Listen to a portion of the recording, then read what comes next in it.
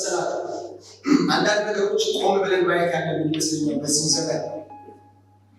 ምክንያቱም ወንጌልና የወንጌል መለኪያ የሆኑ ነገሮች እየተራራቁ ነው። ትንሽ አለ ብዙ እየተራራቁ ነው። ኢየሱስ ያድናል። ለምሳሌ አሁን በዚህ ዘመን ሰው እግዚአብሔር አብሮታል የሚባል ሰው በጣም በቃ ብዙ ነገሮች እያከማቸ ያለ ብዙ ሀብታም ሊሆን ያለ አዲስ ሞዴል መኪና የሚነዳ የሆኑ ነገሮች ምናምን ተናብረስ በቃ እግዚአብሔር አብሮት ያለ ይመስላል። እንደዛ የተቆጠረ ነው። ከዛ በኋላ ደግሞ በቻሌንጅ ውስጥ የሚሄድ ትክክል ተንጫው ጠላት የምታገው ሰው ደግሞ ከእግዚአብሔር አብሮት ያለ ምናምን የሚመስል አይነት ወንጌል እየተሰበከ ያለበት ወንጌል የሚመስል ወንጌል ቅይጥ ወንጌል ማለት ነው። ሰውኛ ወንጌል እንደ ሰው የሆነ ወንጌል ልክ ሐዋርያው ጳውሎስ ገላትያ ላይ እንደሚናገረው እንደ ሰው የሆነ ወንጌል ማለት ነው። እና እነዚህ ነገሮች በጣም ጆሮ ልብን አይኖ ምናምን እያሉ ያለበት ሲዝን ነው። እና ለእንደዚህ አይነት ጊዜ እንደዚህ አይነት መዝሙር በጣም መሰረታዊ ኢየሱስ ያድናል። ሃሌሉያ። እኔ በቀደም ዕለት ገላትያ መጽሐፍ ሳነብ አንድ ነገር በጣም ገረመኝ። ኢየሱስ ጌታ እና ሐዋርያው ጳውሎስ ይላል የገላትያ ሰው ሊሰጋ አካባቢ የመጨረሻው እንትን ላይ ምዕራፍ 6 ላይ የመጨረሻው ቃል ላይ ምን ይላል? እኔ የክርስቶስ አገልጋይ ስለመሆን የግርፋቱ በጀርባዬ ላይ ያለና ማንም አያድክመኝ። እኔ ምስክሩ የክርስቶስ አገልጋይ ስለመሆን ምስክሩ አለ ስለ ክርስቶስ የተገረፍኩበት በጀርባዬ ላይ አለ ማለት ነው። እኔ የክርስቶስ አገልጋይ ስለመሆን በስሙ የተገረፍኩበት ስለ ስሙ የተገረፍኩበት ስለ ስሙ ዋጋ የከፈልኩበት ጅራፍ በጀርባዬ ላይ አለና አታድክሙኝ ወይ ደግሞ አትመዝኑኝ። የክርስቶስ አገልጋይ አይደለም አትበሉ የሚል አይነት ምላሽ ለገላትያ ሰዎች ይሰጣል።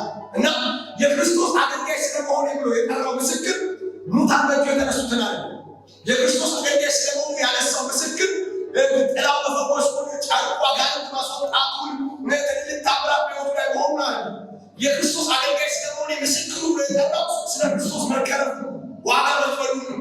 ስለ ክርስቶስ የሚያድንበት በጣም ምጥዮን ጎዳናዎችን ነው እንደ ምስክር የጠራው። በዚህ ዘመን በጣም ብዙ ሰዎች ብዙ አገልጋዮች ጭምር እንደ ምስክር መጥራት የሚፈልጉት ወይ የሚያገለግሉት የህዝብ መጠን ነው፣ ወይ የሚነዱት የመኪና ምናምን ነው፣ ወይ አካውንታቸው ላይ ያለውን የሀብት መጠን ነው። ይሄ ደግሞ የተዛባ ወንጌል። ኢየሱስ ጌታ። የእግዚአብሔር አብሮነት መለኪያው ምናልባት አንዳንድ ጊዜ ስለ ስሙ የሚከፈል ዋጋ ሊሆን ይችላል። ስለ ወንጌል የምንከፍላቸው የጽድቅ ዋጋዎች ሊሆኑ ይችላሉ። ኢየሱስ ያድናል። ለምሳሌ አሁን ታውቃላችሁ በብዛት በጽድቅ ሰራ ብላችሁ የምትንቀሳቀሱ ሰዎች ብዙ ቻሌንጅ እንደምትደረጉ ታውቃላችሁ። በጉቦ ካልሄዳችሁ፣ በአመፅ መንገድ ካልሄዳችሁ፣ በሆነ አይነት መንገድ ካልሄዳችሁ ምን ያክል ቻሌንጅ እንደምትደረጉ ታውቃላችሁ። ከዚህ የተነሳ ለምሳሌ ያ ጉዳያችሁ ሊበላሽ ይችል ይሆናል። ታዲያ ጉዳያችሁ ከተበላሽ እግዚአብሔር ከእናንተ ጋር የለም ማለት ነው አይደለም። ስለ ስሙ የሚከፈል ዋጋ አሌሉያ። በጣም ደግሞ ስለ ስሙ ዋጋ ጭምር ልትከፍሉ ወደ መከራ ጭምር ልትቀበሉ ተጠርታችኋል። አሜን ነው። ኢየሱስ ያድናል። ይህን ቃል ልናገርና ቀጥታ ወደ ዛሬ ትምህርት ልለፍ። አንድ በጣም ወደው ጓደኛ ያለና ኦልሞስት የ17 ዓመት ጓደኛ እድሜን እንዳሰብ ነገር የ17 ዓመት ጓደኛ እና ወንጌል የመሰከረልኝ ምናምን እሱ ነው። ሚዜ ነው፣ ስቲል ጓደኛዬ ነው። እሱ አሁን አዲስ አበባ ላይ ጌታ ከረዳ ወደ አዲስ አበባ ተቀይሮ ይመጣል። በስራ ዓለም ላይ ያለ ሰው ነው። እዚህ ምንድነው ፕሪፓራቶሪ መድኃኒዓለም አንድ ላይ ነበር 11-12 ከዛ ዩኒቨርሲቲ መዳማ ዩኒቨርሲቲ አብረን ሞልተን የገባ ነው። ኦልሞስት በቃ ወደ 17 ዓመት ጓደኛዬ ነው እና ከዛ ስለ አንድ ጓደኛው እሱ ነው እንዲህ እኮ ካላደረገ እኮ በቃ ነገሩ ሊበላሽ ነው እና አሁን እግዚአብሔር ጣልቃ ካልገባለት ነገሩ ይበላሻል ማለት ነው ወይ አለ ነው ወይስ ከፍሎ እንትን ማለት አለበት ሲለኝ አይ ነገሩ ይበላሻል እንዴ በቃ ይበላሻል ምን ማለት ነው? እንዴት እሱ እኮ እንደዚህ አላደረግም ብሎ እኮ ነው አመፅ አላደረግም ብሎ እኮ ነው ምናምን እኮ አመፅ አላደረግም ስላለ ጉዳዩ ይበላሻል።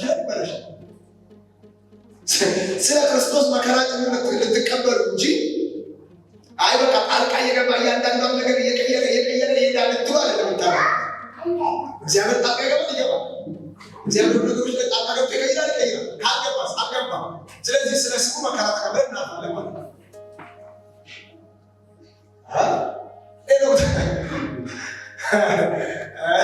ኢየሱስ ያድናል። ለመሰላት ጴንጤ ብቻ ነው ጣልቃ ይገባል ጌታ። ጣልቃ ይገባል። ስለቆመሽ ስለሁለት ቆመሽ ጣልቃ ይገባል ጌታ። ጣልቃ ይገባል። ጣልቃ ይገባል። ካልገባ ደግሞ መከራውን ተቀበል ታልቋል። ወይ ደግሞ ነገሩ ተበላሽቶ ታልቋል። በአማርኛ ላብራራው አማርኛ ባለጋ ላብራራው ኢየሱስ ያድናል። ምንም ማባረክ አይፈልግም። በቃ ኢየሱስ ክርስቶስ ያድናል።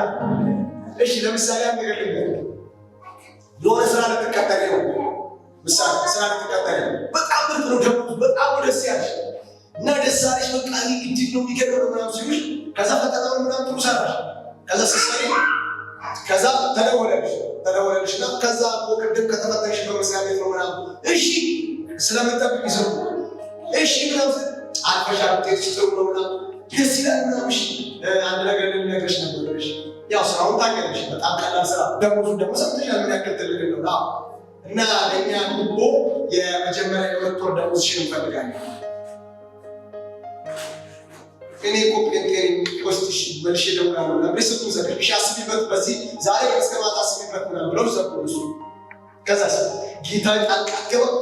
ዝም ይላል ጌታ እና ጌታ ጣልቃ ካገባ ዝም ካለ የሁለት ወር ደሞዝሽን ከበሽ ጉቦ ስራው ልትገቢ ልትቀጥይ ነው። በኩራት ለጌታ ነው ተባለ እንጂ ለጉቦ ነው ተባለ። ስለዚህ ምን ይሆናል ማለት ነው? እምቢ ካልሽና መንገዱ ከተዘጋ ጥሩ ደሞዙ ጥሩ ስራው ቢቀርና አንቺ ከጌታ ጋር ምትያለሽ ትቀጥያለሽ። ይሰማል። ስለ ስሙ መከራ ተቀበልሽ? አዎ ተቀበልሽ። በቃ ጌታ ጣልቃ ገባ። ስለዚህ ስለ ስሙ የከፈላችሁትን ዋጋ ግን እሱ ይረሳ ዘንድ አመፀኛ አይደለም ስለሚል ሌላ ቦታ ላይ ሊከፍል ይችላል። ወይም የራስሽን የሆነ የአስር ሺህ ብር ካፒታል የሆነ ነገር ጀምረሽ እግዚአብሔር እሱን ባርኮ ነገር ያንን መስሪያ ቤት ራሱ ልታስተዳድሪ ትችይ ይሆናል። በሌላ መንገድ እግዚአብሔር ሊመጣ ይችል ይሆናል። እሱ ዋጋ ከፋይ ስለሆነ ካልከፈለ ግን ስለ ስሙ መከራ ተቀብለን እንሄዳለን። ወንጌል ይቀርላችሁ፣ ሌላ ወንጌል እናሻሽል።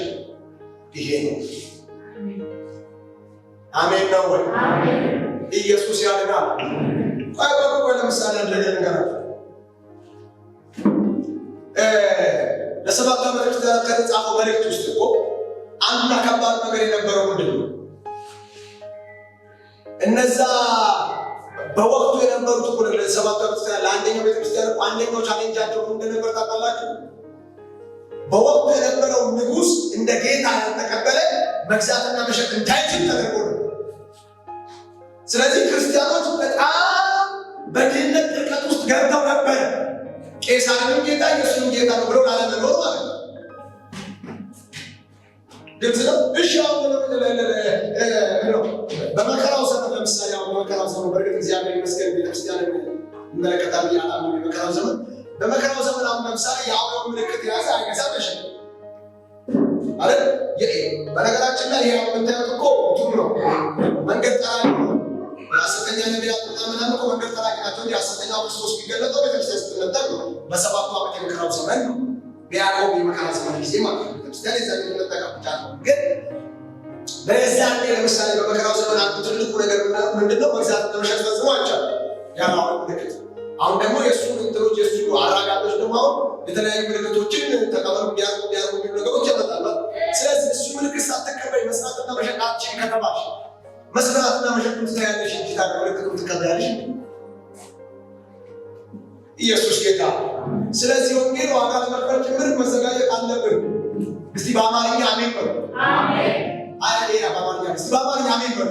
አሜን። እንደሰማ ሰው ማለት ነው። እንደሰማ ሰው እስቲ በደንብ አሜን ይሉ። አሜን። በዚህ ምድር ላይ ስንኖር እግዚአብሔር ያበረክተናል፣ ይባርከናል፣ ይረዳናል በደንብ። ግን ዋናና ዋናው ታርጌታችን ግን እግረ መንገዳችን በዚህ ምድር በኩል አልፈን ለዘላለም ከጌታ ጋር መኖር ነው። አሜን ነው።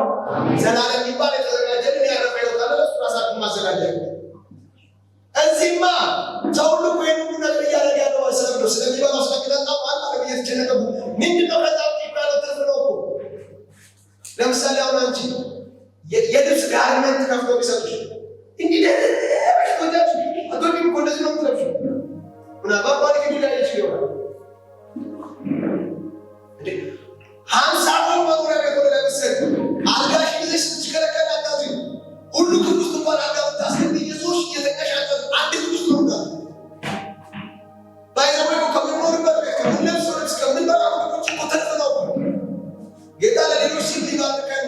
እንድናበላ እንድናጠብቀው የሚባርከን ነው እንጂ እኮ ይህን ያክል አስገብቶ ከእግዚአብሔር መንግስት የሚያወጣናል። ኢየሱስ ጌታ አሜን ነው ወይ? መቼም እንዳትጠብቁ የኢትዮጵያ አበላል ተቀይሮ ወርቅ በማንካ ይበላል፣ ዳይመንድ በገንፎ መልክ ይቀርባል። እንዳትጠብቁ እነ ገንፎ እነ እንጀራ እስከ መጨረሻው የሚቀጥሉት ኢየሱስ ያድናል። ስለምትበሉ ስለምትጠጡ ስለምትለብሱ ነገር ደግሞ ጌታ ብላል። አትጨነቁ፣ የሰማነው አባት ተመልክቷል።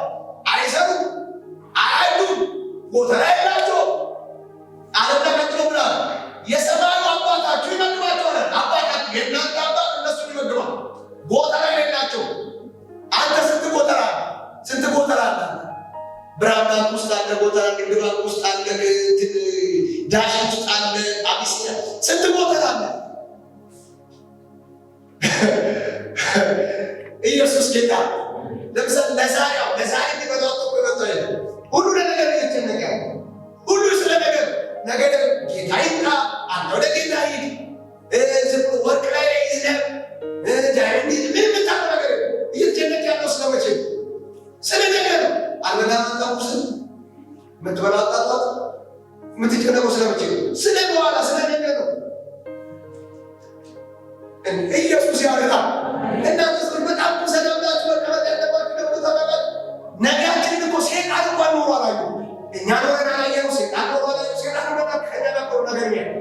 እሱም ጌታ ከመጣበት እንደው ይገባታል። ነገር ኖሮ ያየ አምላክ አለን እኮ ነገር ኖሮ ያየ አምላክ ኢየሱስ ያድናል። እስቲ ግዴላችሁ እንደግሩ በአማርኛ አሜን ነው ሲል ነገር ኖሮ ያየ አምላክ አለን ኢየሱስ ያድናል። አጠገባቸው ያለው ሰምታል አይደል? መልእክት ነው። ኢየሱስ ጌታ ሃሌሉያ። ትንሽ ስልጣን ያለው ትንሽ ገንዘብ ያለው ምናምን ዘመድ ያለው ሰው በሚንቀባረርበት ምድር ላይ የሰማይና የምድር ባለቤት የሁሉ ጌታ አባት ነኝ ብሎ ዝም ብለህ መንገዛታት ኢየሱስ ጌታ ተተደማቸው እስከዛ ምንም አልሆነም። አሁን ምንም አይሆንም። ከጌታ ጋር ትቀጥላለህ። የእስካሁን ተግባብተናል። ልግባው ትምህርት ተቀበላችሁ። ኢየሱስ ጌታ እንደው ለጌታ ተመስገን። ስለዚህ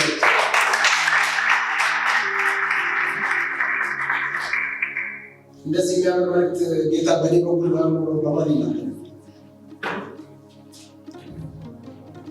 እግዚአብሔር ይመስገን። ለጽፉ ሰዎች ተዘጋጅተው እስከ 19 ስለሆነ ያየነው ቀጣይ እንቀጥላለን። አንደኛ ብለን ሰው ለሚታዘዝለት ነገር ባሪያ እንደሆነ ብለን ሰው ለሚታዘዝለት ነገር ምን እንደሆነ ባሪያ እንደሆነ ምን ሰው ለሚታዘዝለት ነገር ምንድነው?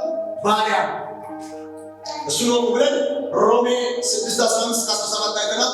ከዛ ሁለተኛ ብለን ደግሞ የጽድቅ ቃል ጋር ራሳችሁ ለእግዚአብሔር አቅርቡ ብለን ሮሜ 6:18-19 አይተናል።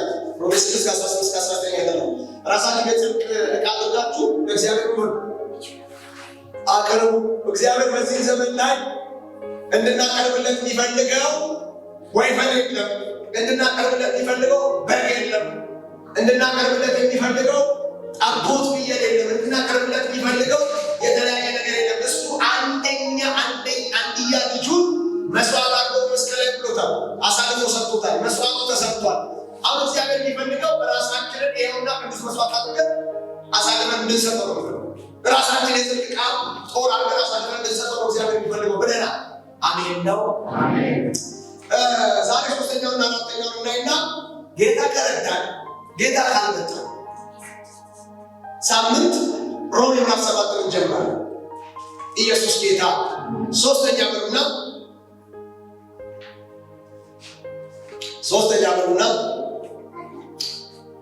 በፊት የኖራችሁት ኑሮ ፍሬ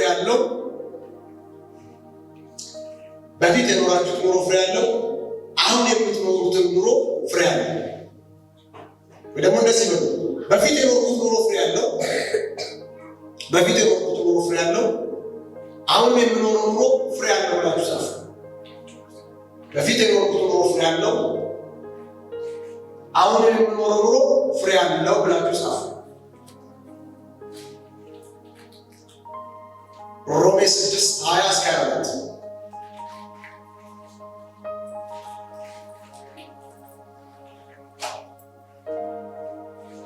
እና ሮሜ 6:20-22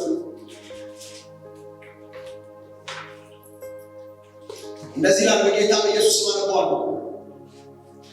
የኃጢአት ባሪያዎች ሳላችሁ ከጽድቅ ነፃ ነበራችሁና እንግዲህ ዛሬ ከምታፍሩበት ነገር ያን ጊዜ ምን ፍሬ ነበራችሁ? የዚህ ነገር መጨረሻ ሞት ነውና፣ አሁን ግን ከኃጢአት አርነት ወጥታችሁ ለእግዚአብሔር ተገዝታችሁ ልትቀደሱ ፍሬ አላችሁ። መጨረሻው የዘላለም ሕይወት ነው። ልድገም ቃል ግድ የላችሁ።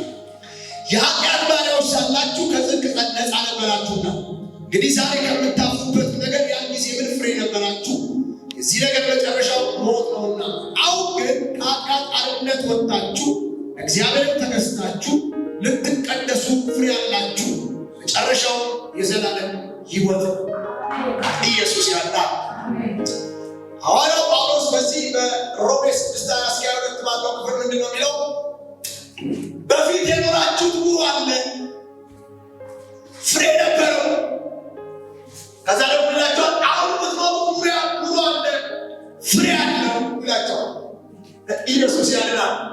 በፊት የኖራችሁት ኑሮ ፍሬ ነበረው፣ ፍሬው ግን አሁን የምታፍሩበት ሆነ።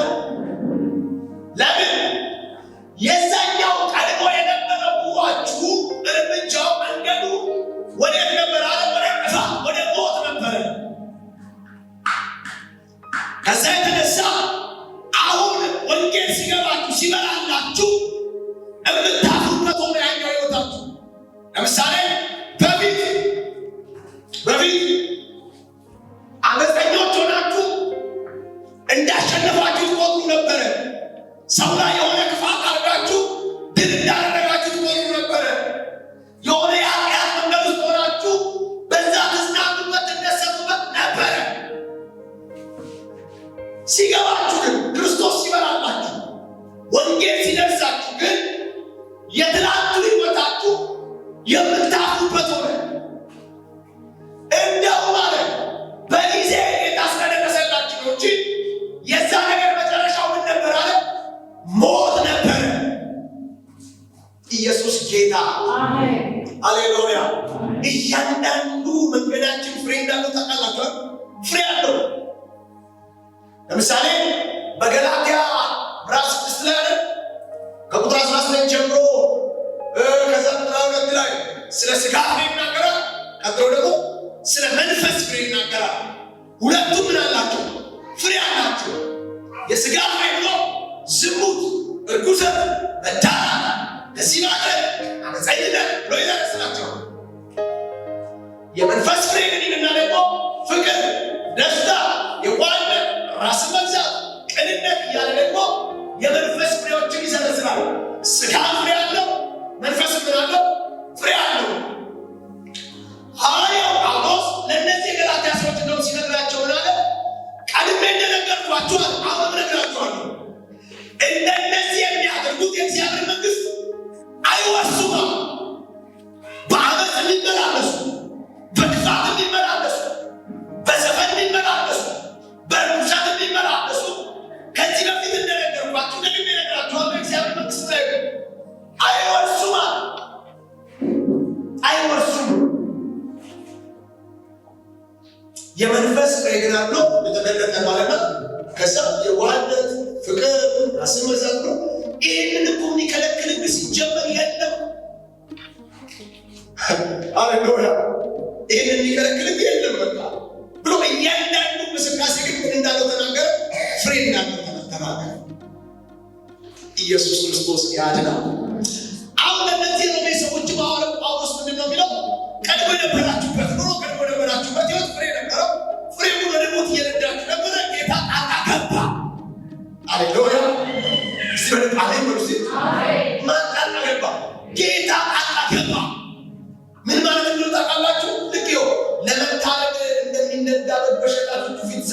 ይላል ስለ ኢየሱስ። እሱ አውቆ ስለ ኃጢአታችን ዝም አላለ ነበር።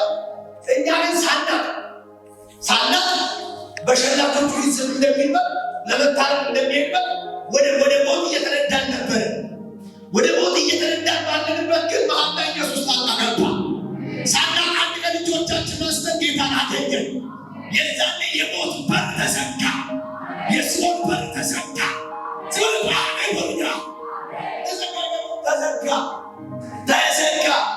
ከዛስ ሌላ የፍሬ ሕይወት ጀምራችኋል። ምን አይነት የፍሬ ሕይወት? የዘላለም ሕይወት ያለበትን የፍሬ ሕይወት ደግሞ ጀምራችሁ። በራሳችሁ አይደለም፣ እናንተ ሰዎች ሆናችሁ አይደለም፣ የሆነ የተሻለ ሰዎች ሆናችሁ አይደለም። የጌታ ስለሆናችሁ ጌታ ሕይወታችሁ ስለገባ አሁን የሞት ፍሬ ለማፍራት ሳይሆን የሕይወት ፍሬ ለማፍራት ምን ጀምራችሁ መንገድ ኢየሱስ ያድናል። ሲያጠገባችሁ ያለው ሰው ተቆጥቶ አሁን የጀመርነው መንገድ ነው። የሕይወት ፍሬ ያለው ነው። ፍጻሜው ነው። የዘላለም ሕይወት ነው። አልተመቸኝም። ደግሞ ተጨምሩና አሁን የጀመርነው ሕይወት ነው። ፍሬ ያለው ነው። ፍጻሜው ነው። የዘላለም ሕይወት ነው። ማነው ለባ ነኝ የሚለሳ ፍሬ ያለው ፍጻሜው ደግሞ ያማረ ነው። ያማረ እንዴት ነው ያማረ? የዘላለም ሕይወት አለው። በነገራችን ላይ ቅዱሳን በደንብ ስሙኛል። አንድ ብቻ ስሙኝ። የዘላለም ሞትና የዘላለም ሕይወት እኔና እናንተ በእነዚህ ባጣጠሩ ቃላቶች እንደምንናገራቸው ቀላል አይደለም። ሰው በዚህ ምድር ሲኖር የሁለት ቀን ስቃይ ይፈራል። የ30 ደቂቃ ስቃይ ይፈራል። የ5 ቀን ስቃይ ይፈራል። እሺ ተውት፣ ዘመንን ማተሰቃያለን ይባላል። ለምን ዘዴ ነው ይፈራል። የ3 ቀን ስቃይ፣ 1 ቀን ስቃይ፣ ግማሽ ሰዓት ስቃይ ይፈራል። እውነትም ያስፈራል። ደስ ይላል። ስለ ዘላለም ሕይወትና ስለ ዘላለም ሞት እኮ ስናወራ እያወራን ያለነው ስለ ዘላለም ስቃይና ስለ ዘላለም ረፍት።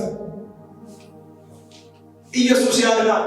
ይሄ ደግሞ ሊቀለድበት የማይገባና ሊቀለድበት የማይችል የሕይወታችን ምሰሶ መሆን ያለበት ጉዳይ። ኢየሱስ ጌታ። ይሄን ደግሞ ኢየሱስ ሰርቶ ነው። ከኔና ከእናንተ የሚጠበቀው ይሄንን ይዞ መቀጠል ይሄንን ይዞ መሄድ ሰርቶ ጨርሶ ሰርቶ ይዛትን ተሰርቶ ለዛው ደም ተከፍሎበት ነፍስ ተከፍሎበት መለኮት ሰው ሆኖበት ተሰቃይቶበት እሱ ነገር ሙሉ ደም ከፍሎ ሙሉ ዋጋውን ከፍሎ ይኸው ሰጠው ካለ ተቀብለን ይዘን መሄድ ደግሞ እኮ ይዘን የምንሄድበት ደግሞ ጸጋ የሚባል ነገር ደግሞ ጌታ ይዘን መሄድ ጸጋ ሃሌሉያ። ስለዚህ በዚህኛው ፍሬ እያፈራችሁ ቀጥሉ። ፍሬ እያፈራችሁ ቀጥሉ። በዚህኛው ፍሬ እያፈራችሁ ቀጥሉ። አራተኛው ምናይና ጸልያለን። 7 ከጀመርን ረጅም ስለሚሆን አራተኛ የእግዚአብሔር ስጦታ በክርስቶስ የዘላለም ሕይወት ሰጠ። የእግዚአብሔር ስጦታ በክርስቶስ የዘላለም ሕይወት ሰጠ።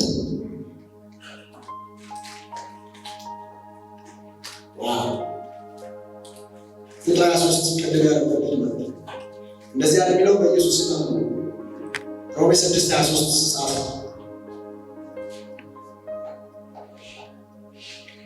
ሮሜ 6:23 ጻፈ። የእግዚአብሔር ስጦታ በክርስቶስ የዘላለም ሕይወት ሰጠ። ሮሜ 6:23 የኃጢአት ደመወዝ ሞት ነው። የኃጢአት ደመወዝ ምንድን ነው? ሞት ነውና የእግዚአብሔር የጸጋ ስጦታ ግን በክርስቶስ ኢየሱስ በጌታችን የዘላለም ሕይወት ነው። የኃጢአት ደመወዝ ምንድን ነው? በሉት እንጂ የኃጢአት ደመወዝ ምንድን ነው? ኃጢአት ደመወዝ አላት። ኃጢአት ምን አላት?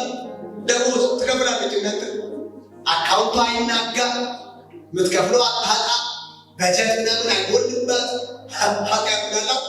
ደመወዝ አላት። የኃጢአት ደመወዝ ደግሞ ምንድን ነው? ሞት ነው። በነገራችን ላይ የኃጢአት ደመወዝ ሞት ነው ብሎ መጽሐፍ ቅዱስ ሲናገር በስጋ መሞትን እንዳታስቡት። እሺ እሱ ማንኛውም ሰው በቀኑም የሚሞተው ሞት ነው። በቀኑም የሚሄደው መሄድ ነው። የኃጢአት ደመወዝ ሞት ነው ብሎ መጽሐፍ ቅዱስ የሚናገረው ከእግዚአብሔር የመለየትን ሞት ነው። ልክ አዳምና ሔዋን ፍሬውን በበሉ ቀን የሞቱት ሞት ማለት ነው። ኃጢአት ባይዘው ስጋችን እንኳን ለመጀመሪያ የሚገድለው ከእግዚአብሔር ጋር ያለንን ህብረት ነው የሚገድለው። ሰው ደግሞ የሚሞተው ሲቀበል አይደለም። ሰው የሚሞተው ከእግዚአብሔር ሲለይ። ስለዚህ ኃጢአት ምንድን ነው የሚያደርገው? ከእግዚአብሔር ጋር ይለያል። የዛን ቀን ሞተ መኖር ትጀምራለህ።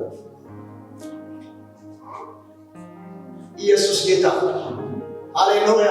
ስለዚህ ኃጢአት ደግሞ ምንድን ነው? ሞት ነው። የእግዚአብሔር ስጦታ ግን ሃሌሉያ፣ የእግዚአብሔር ስጦታ ግን በጌታችን በክርስቶስ ኢየሱስ ምንድን ነው? የዘላለም የእግዚአብሔር ትልቅ ስጦታ። በነገራችን ላይ ነገር ይገራል። እግዚአብሔር ምንም ቢሰጠው ካለው ላይ ነው የሚሰጠው። እግዚአብሔር እኮ ካለው ላይ ብቻ ነው የሰጠን፣ ያለው የሰጠን አምላክ ነው።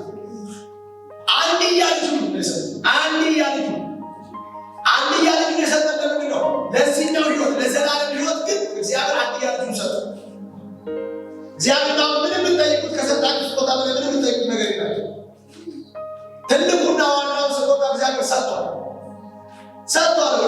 በነገራችን ላይ እግዚአብሔር አየር ቢሰጥ ካለው ላይ ነው አየር ቢሰጠው። ኦክሲጅንን 21% እንደው አንሶብናል 42 አድርግልን ወይ ደግሞ 84 አድርግልን 100 ምናምን አድርግልን ብትሉት ያደርግላችኋል። እናንተ ራሱ ኦክሲጅን መሳብ አቋሚ ድፍት ካላችሁ እግዚአብሔር ምድር ጠበበን ብትሉ እንደዚህ አይነት ምድር 40 ሚሊዮን 50 ሚሊዮን ይሰጣል። ምንም ችግር የለውም። ምድር የመስራት ሰማይ ስራ ታረቀው ችግሩ እግዚአብሔር ምንም ነገር ቢሰጠን ካለው ላይ የሰጠን። አሁንም ሰጪ ነው፣ አሁንም ሰሪ ነው፣ አሁንም ፈጣሪ ነው። ማድረግ ይችላል። ምንም ችሎታ የተገደበ አይደለም። እግዚአብሔር ግን መስጠትን ሲለካ የመጨረሻ ልኬት ብሎ አንድያ ልጁን ሰጠን። ይህን ደግሞ የሰጠን ለዘላለም ሕይወት ነው የሰጠን። ኢየሱስ ያድናል። ኢየሱስ የተሰጠን ለዘላለም ሕይወታችን፣ ኢየሱስ የተሰጠን ለዘላለም ዋስትናችን፣ ኢየሱስ የተሰጠን ዘላለም ከእግዚአብሔር ጋር እንድንኖር ነው። ኢየሱስ ያድናል። አሜን ነው ወይ? እስቲ አንዴ ለዚህ ወደ ኢየሱስ ተሰጥቶኛል።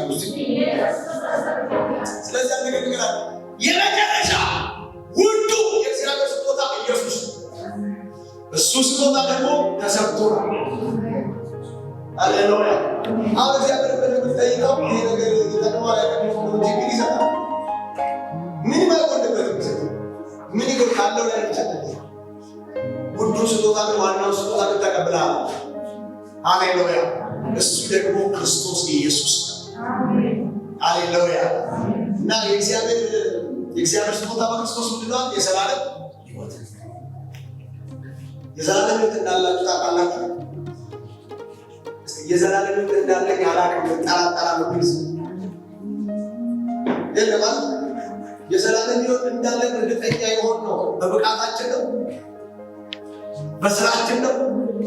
እግዚአብሔር አንድያና ውዱ ስጦታውን ልጁን ኢየሱስን ስለሰጠን የተሰጠንን ይህን ውድ ስጦታ ይሰጥልናል፣ እንቀጥላለን፣ ይሰጥልናል፣ እንኖራለን። ቢቀለል ኢየሱስ አይቀለድ፣ ቢቀለል በዘላለም ሕይወት አይቀለድ። ቀልድ የፈለገ ተራቆ የቀልድ ጫፍ ቢመጣ በክርስቶስ አይቀለድ። የማናስረካው ዋናና ውዱ ስጦታችን ኢየሱስ ክርስቶስ። እስቲ በደንብ አሜን በሏ። አይታችኋል። አንዳንድ ሰዎች ድንበር አላቸው። የሆነ ነገራቸው ስትለው ይቀያል። እንዲሁ ጣሏት ይተናነቋቸው ናም። የኔና የእናንተ ድንበራችን መሆን ያለበት ኢየሱስ። ኢየሱስ እንዲነኩብን ሲፈልጉ የዛኔ ነው መቀየር ያለብን። የዛኔ ነው ጸብ መፍጠር ያለብን። የዛኔ ነው እምቢ ብለን ማለት ያለብን። የዛኔ ነው አርበኝነታችን ሊነሳብን ይገባል። ኢየሱስ ያድናል። እስቲ በደንብ አሜን በሉ።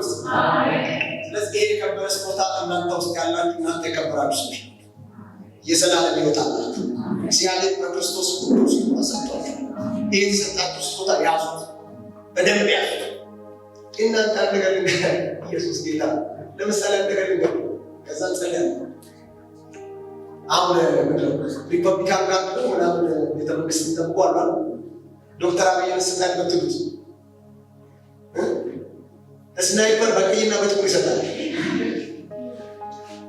አሳልፎ ይሰጣል። ገባ? ለምን ለአገሩ ብስጦታ ወጥተላይ ብስጦ አያስነካው ስልጣን አይደለም።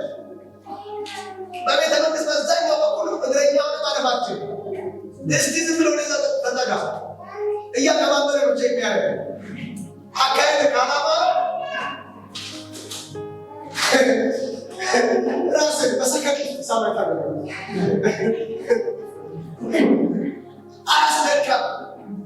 አያስነካም።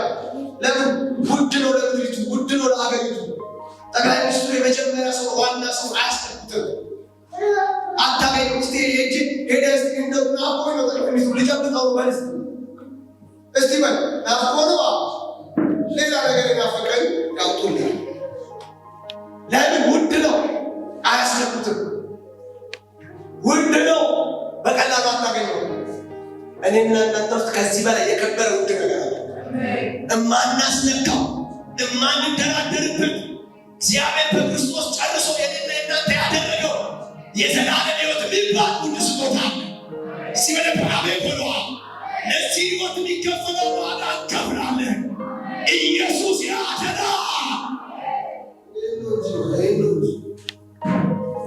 ዓለም የራሷን ነገር እንዲህ ካከበረች እግዚአብሔር በክርስቶስ የሰጠንን አክብረን መያዝ ነው። ለዚህ 70 እና 80 ብለን የተሰጠነው ውድ ስጦታ ወደዚህ ነው። ለዚህ አመራረር ምንድን ነው? አይመጣም። ስብከት ይቀየር፣ ትምህርት ይሻሻል አይሻሻል። ይሄ አይሻሻል። ትወስዷለህ እንትን አለቃ ካረገ ውሃ ሲያቆ ትወስዳለህ። ለጌታ ታናት ተዋስ